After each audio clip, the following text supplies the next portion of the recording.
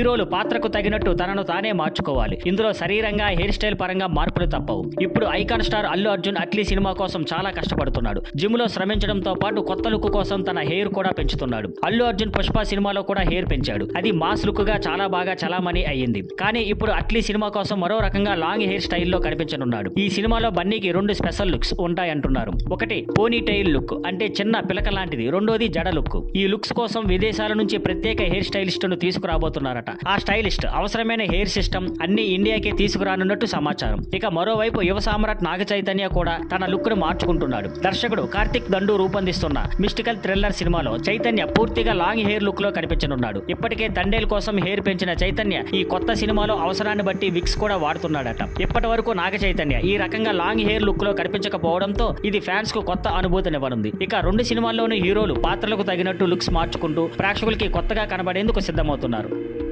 Thank you for watching. Please like, share and subscribe.